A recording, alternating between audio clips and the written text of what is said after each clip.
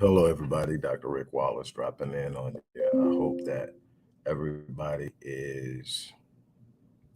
There's a lag. Hopefully, we can get this fixed. All right, looks like we're good. Uh, hope everybody is having a good day.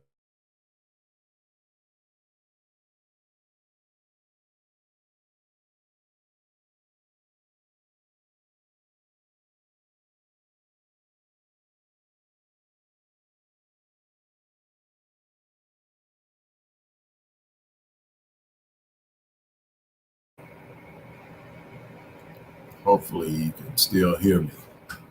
Something that's definitely catching all kind of glitches. Okay, let's try this now. What the world?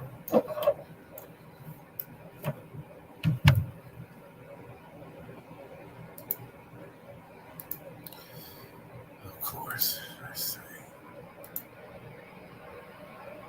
All right. Hopefully that gets it straightened out. Hopefully we won't have any other problems. Look, hopefully you're getting off to a great start. Let me get right to what I want to talk to you about. First and foremost, look, uh, let me say this. We're still in the midst of a fundraiser. The way that you can support the work we're doing is going to be in the description box. Show some love for what we do in the number of different ways that we do it. If you are new to the channel or new to who I am and the work I do, there's a link to our official website at the Odyssey Project so that you can see the work that we have done, the work we continue to do. While I'm on it, before I get on this, if there's anybody in the Chicago area who can help a female who is in need of temporary and ultimately permanent housing, please email me at CEO at rickwallacephd.link. We need some assistance in that area. I've been trying, and it seems like a bunch of red tape, but I really do want to help this person, and they are in need of immediate support. So if you're in the Chicago area and you can assist in any way, please, if you know somebody in the Chicago area who can assist, we need your help. Again, show some love and support. The way that you can support us is in the description box. All right, let's talk about the war on Black love. I shared this, about maybe a week ago, or maybe a little over a week. I was watching a video, and Tank, the R&B artist, was talking about something. He made a very powerful point in how Black love, uh, the songs about Black love and R&B don't get the bandwidth of the negative songs, the misogynistic songs, the songs that talk about drug use, and we're talking about music industry, period. But the songs about love, and he says that love is the greatest threat to the enemy, and I believe so. I definitely believe that. Well, I know for a fact, unity scares the hell out of them. To see us together, to see us caring about one another, to see us moving in a unified direction towards something scares them. J. Edgar Hoover, when asked what was the greatest threat to national security, it was Black unity, straight out of his mouth. Well, I'm telling you that there's a force, and Black unity is birthed out of the Black home. You don't get one of the biggest problems that we have faced over the last 30 years is attempting to introduce uh, values, interests, and principles that are conducive to Black empowerment to adults who did not experience it, were not familiar with it, were not aware of it as children. Why? Because that's not what's being presented and pushed in the Black community. Uh, fast money, getting the bag, uh, shining, being lit, turning up, and every other uh, thing that you can think about in the past that uh, distracted us from true empowerment of self, true empowerment of our home, true empowerment of our family was pushed upon us. And there has been an ongoing push to divide the Black home and to attack Black love, because Black love is the foundation of Black empowerment. You can't build power on top of anything else, because it is the love that holds us together. It is the love that will drive us to sacrifice. It is the love that will drive us to put ourselves aside and look at the bigger picture. If we cannot sustain love on the most elementary level, which I believe is the marriage, we're in trouble. And so there is a push, and in many ways, and this is happening sociologically, it's happening academically, it's happening politically, and there is a big, huge spiritual push to destroy the Black home. And it has been very successful over the years, and we have participated in our own demise. We have become victims and fools of folly because of it, because we have not been careful.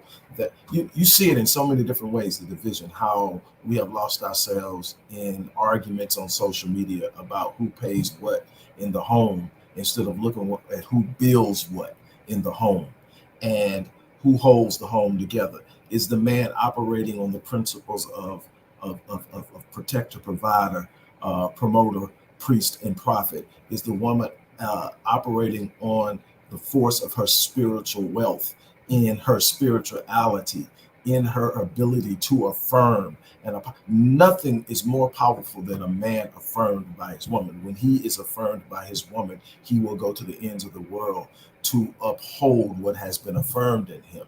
The problem is there is a great deal of force moving against the Black home, and we in often ways fall folly to it, because hey, there is the over romanticization of love. So then there are those, if they're not being wined and dined and triple dipped in roses and chocolate, then something's missing. And then there's the one that's over commodified in the idea. And so if they are not being showered with material gifts and immersed in the depths of elaborate finance, then something's wrong. And then there's the man who has been bombarded with the idea of submissiveness. So if she isn't folding at his every whim, then he has a problem with it. Then there's the one that's been caught up in the idea of she must be a 9 or a 10 if I make XYZ. And so now he's focused on the external pulchritude or external aesthetics instead of looking deeply into who she is as a person. And then we get into these situations and we have these unrealistic expectations presented by a system that wants you to fold because you're unhappy, wants you to fold because he or she is not measuring up, wants you to fold because that's obviously got to be something better. And then some of it is pushing that it's not going to be within your fold. You're going to have to go outside of your race to find happiness. You're going to have to go outside of your race to find beauty. You're going to have to go outside of your race to find wealth. All of these different things. And what we don't understand is that we are supposed to be building. We have young 22-year-old men out here trying to do things on their own, that they should have brothers coming together and helping them, and a woman on their side encouraging them and connecting together to build together. That's what the syncing of masculine energy and feminine energy is all about. It is about taking what you have as a man, her taking what she has as a woman, coming together, merging that and syncing it, creating synergy, which is powerful on a level that's greater than the power of each individual. So that's where we are being blown away at, because we are being we're being dragged out of the house, ran out of the house, pushed out of the house, tricked out of the house. Everything looks good. I'm gonna tell you, the grass always seems greener. That is going to be the case. Why? Because you can't see the poop and the crap from where you're standing. So it always looks better. There is no perfect situation. You build.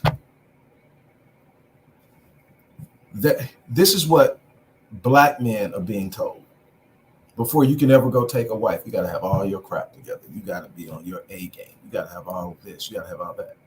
And that's not what's being taught in other groups. Other groups are taught you build it together, because there are going to be things that she's going to be stronger in than you are. There are going to be things she's going to naturally be capable of doing better than you. And together, you're going to bring what you are, and you're going to grow together. One of the hardest things to do is to go out and do something on your own, all on your own, and then have somebody come in and treat them as your equal, no matter what they're bringing to the table. That's why you build together, and you don't build alone. That's something else that they do. So even if the black man is in the house, he's struggling to hold the house together and do everything that he's expected to do in the home by himself. Why?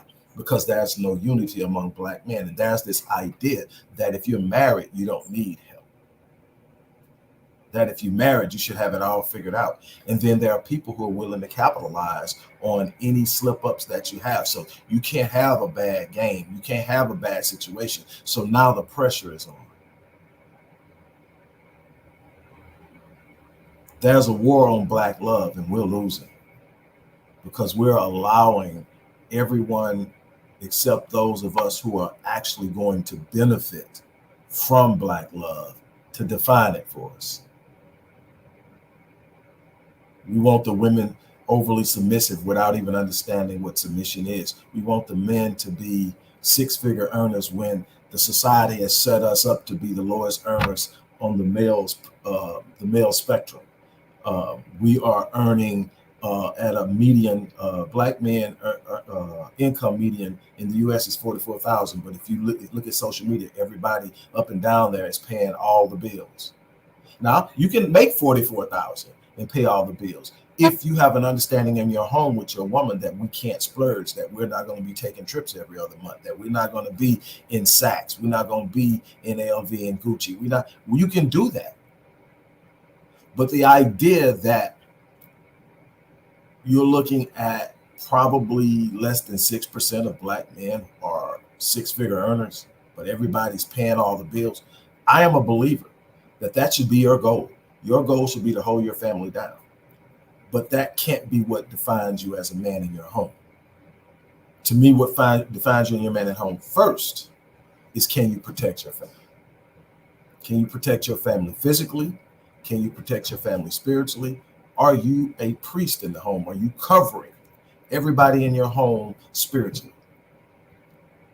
And that's something that you have to understand. That's something that has to be taught. What is your connection with the Most High on a level that you are covering them? Because see, that's a spiritual warfare that nobody wants to talk about. We're starting to really nail. We had Dr. Amos Wilson. We had Dr. Joy DeGraff. We had Dr. Naeem Akbar. We had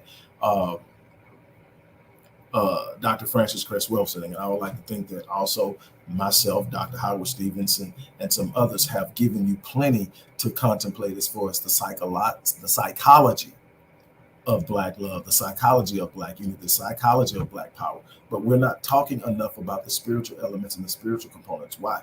Because that principle of movement has been devalued among us.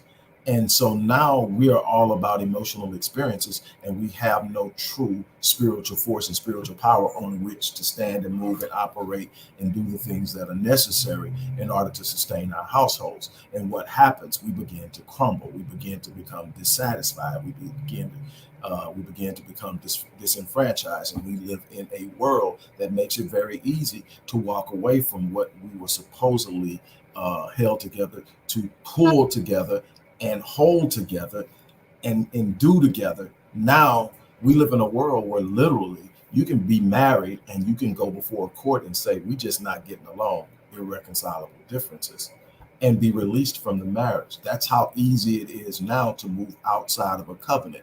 Let me tell you something. You're not going to be in something over 3 or 4 or 5 years and trouble not come. You're not going to be in something over 3 or 4 or 5 years and you're not going to find yourself not on the same page. You're not going to be in something over 3 or 4 or 5 years where there's not going to be a period of difficulty and frustration. That's why it's a covenant, because it's supposed to be built on the commitment to the covenant and not your feelings. One of the things that you've always heard me say is that I don't handle my wife based on my feelings. And that's still true today with everything that's going on right now. I still do not handle my wife based on my feelings. I handle my wife based on my responsibilities, based on the covenant and the vows and the oath I took with God. That's how I handle my wife. And sometimes you get in these situations in your life, in your marriage, in your situation where you are going to have to refer to the covenant. But we don't live in a world that demands that of us.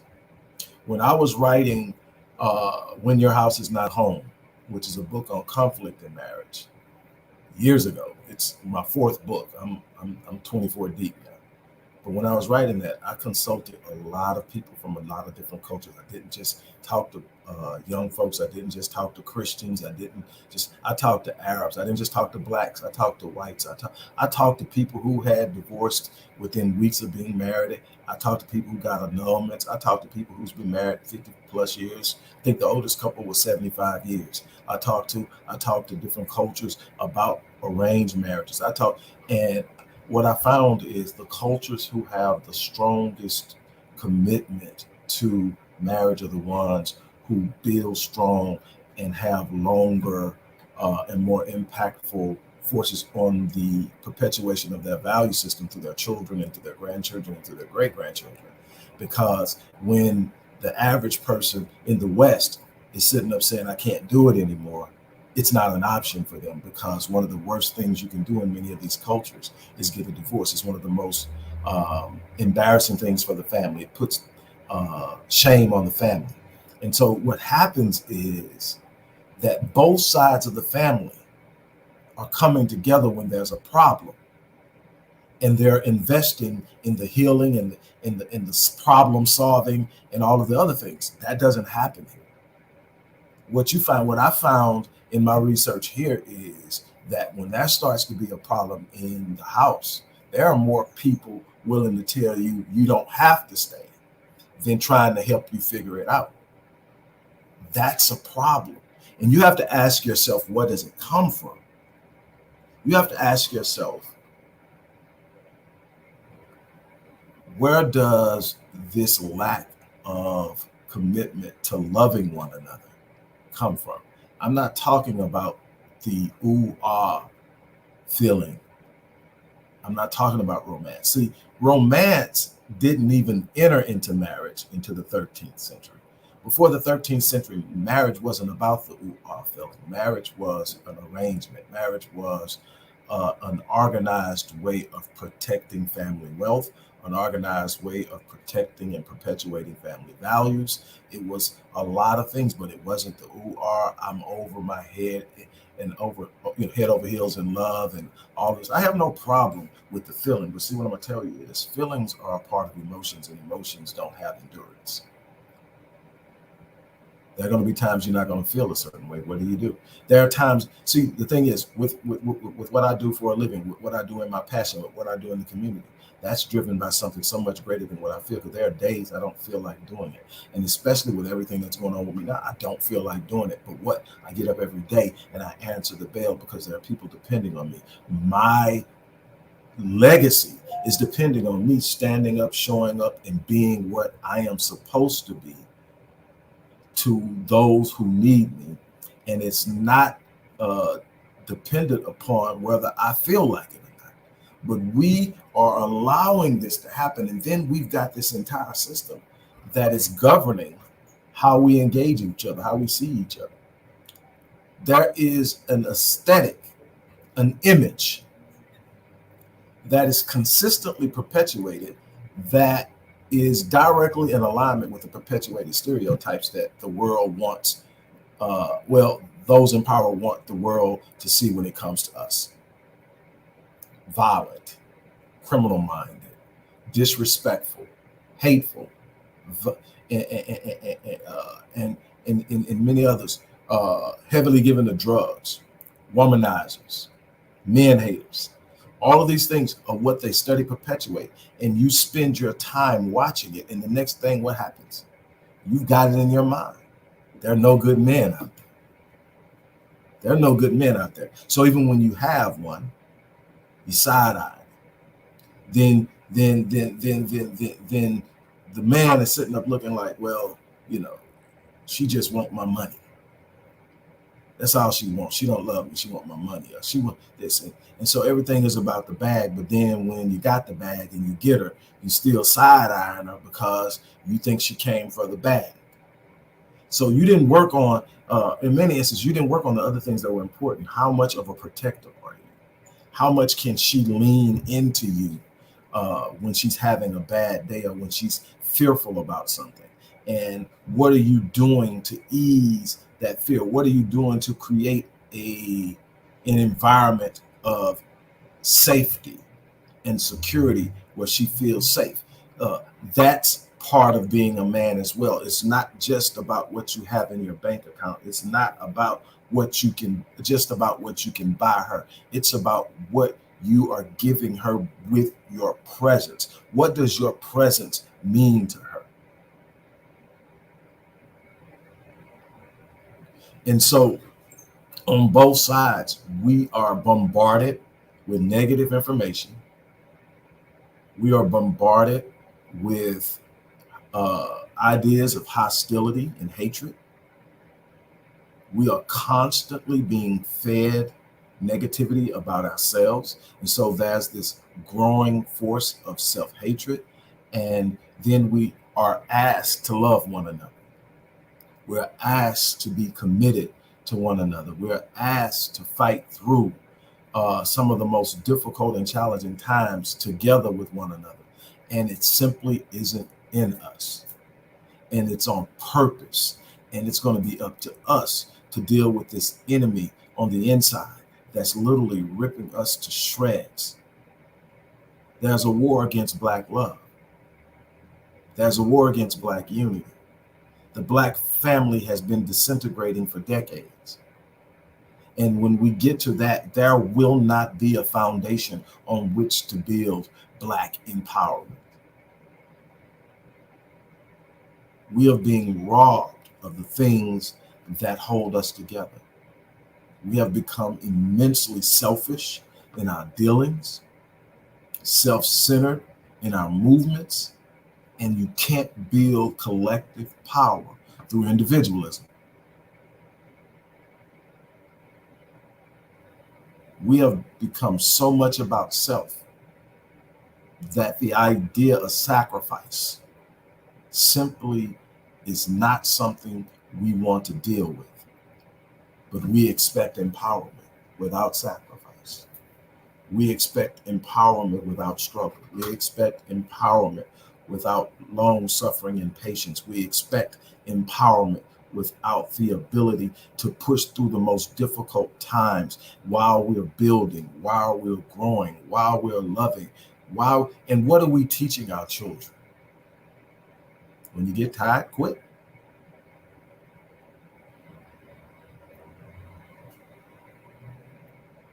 And we wonder why we've got entitlement running through the veins of our children right now. Because they haven't been built and prepared to work for and fight for what it is they want. They're going to expect somebody to give it to them. And when they don't get it, they're going to throw a tantrum. They're going to express their discontent. They're going to do everything except put on their boots, square their shoulders, and go out and make it happen. Because they haven't seen it. They haven't seen fortitude. They haven't seen consistency. They haven't seen the willingness to stand in and go the distance. They have not seen what it takes to really, truly make something work.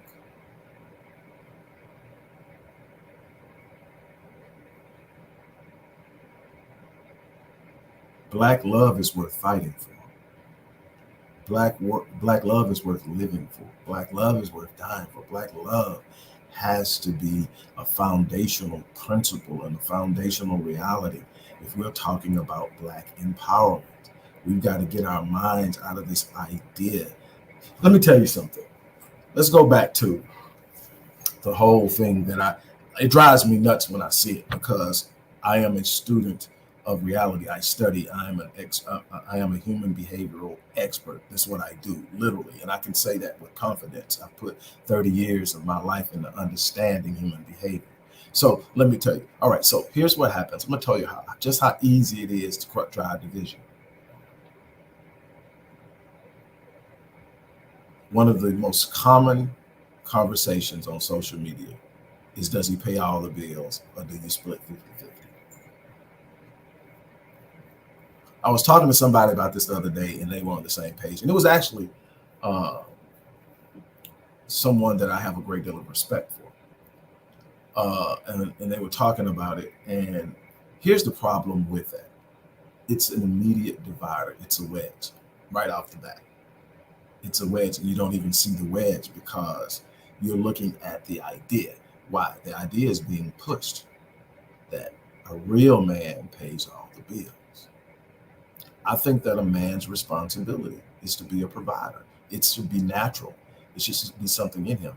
But you also have to be willing to take into consideration the environment and the experience and the history.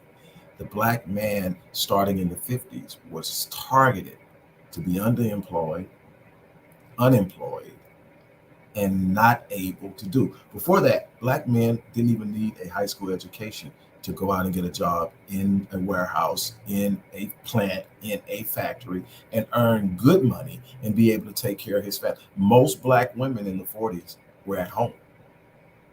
What happened? Well, the war happened first. That opened the door for women to go into the workforce.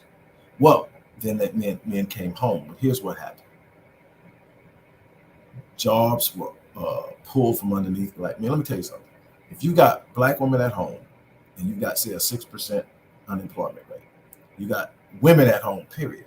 But let's say you got black women at home, keep it simple. You got black women at home. And all of a sudden, there's a movement to bring black women in the workforce.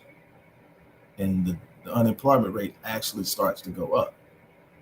And the people becoming unemployed are primarily black males at a rate higher than anyone else. It's happening across the board, but it's definitely happening with black males. And black women are actually getting an increase in employment because up until that point, they hadn't been in mass numbers in the workforce. Guess who are replacing the black men? Now you're starting to see, even though black women as a collective don't out earn black men, probably a couple of thousand a year right underneath there. I think at 40, 41,000, maybe 42,000 median income. They're the closest in earning in median income earning among all races. They are the closest females to the men. Other men are significantly higher earners than their women. Black women are right there. There's a reason for that. And so instead of looking at, okay, can we build together? Now, here's the other part of that. When I am judging a person based off of initially coming into a relationship on whether or not they can solely pay the bills, I ignore their potential and I ignore the opportunity to invest in them so that at some point they can. And so I never get to see them reach their potential because I'm expecting them to already be there, and I don't see the ability to build together so that we grow together, that we get strong together, that we move towards something together, that we build trust, that we build the ability to stand together. So everybody is expecting somebody to be already ready, shaped, and formed to come together. So what happens then is you have a lot of young black males trying to get there, because there are a lot of young black males, and I can tell you because I work with them, that really truly want to be husbands. But they believe that I have to be able to take care of everything. So what happens now? Those men don't take wives early. So now you've got a bunch of black women who are actually coming from underneath the covering of their father at home, if they're lucky, and out there in the world, uncovered, going through the world and doing things on their own for years before a man finally reaches a point where he can say, now I can hold the whole family down by myself. Now he's out there looking. But the problem is I had to do it by myself. So now I'm bringing somebody into something that I built, something that I fought hard for, something that I struggled for, something that I did. And now I've got to question their motive for being here. Is it just because I can make them a kept woman? And what are they bringing to me that is of value that makes me better? Now, again, I am a person who strongly believes that a man should be a provider. I differ from a lot of people in how he gets there. Number one is he should have men around him that are older than him that are preparing him well early before he gets to adulthood. He should understand what he's working towards. He should understand how he's going to move and what he's going to do. He should be underwritten whenever possible. We're expecting our boys to get started from scratch every time. Why? Because nobody's building generational wealth. So instead of passing it down and saying, I'm giving you a head start like Timmy and like Cody and like Amar and Habib and everybody else, and you know, in Asians and everybody else, underwritten, you know, working at, you know, working for my the Asian, working for my mom at their cleaners, working for my mom at their real estate brokerage, you know, whatever, the construction company. Everybody is being underwritten, but we are starting our men off at scratch, and we're giving them this goal that they have to hit before they can even be considered to be men, and they're striving for it. They're frustrated, and then those who are relentless eventually get there, but they get there and they're sort of jaded in a way, or they become arrogant because they've been commodified to a level that the money matters more than anything else. So if they got the bag, they don't see an equal. They see an opportunity to make someone submit in their definition of submission without really truly understanding what it means. And so we have all these screwed up situations where we're steady destroying each other. And nobody's seeing the ability and the power we have to come together and join together. And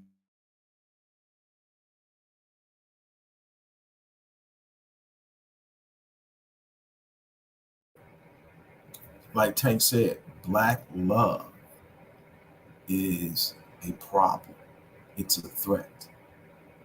It's what they want to attack.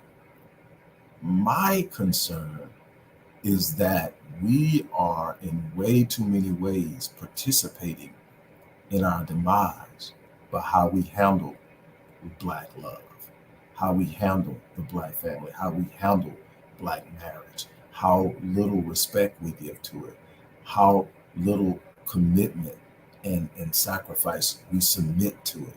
And it is showing up on the ledger. It is showing up on the ledger, and it is not looking good. And what are we going to do? That's what I mean, that is a major issue. And I'm going to keep hammering it for as long as I have to, because we are failing in ways unimaginable. Look,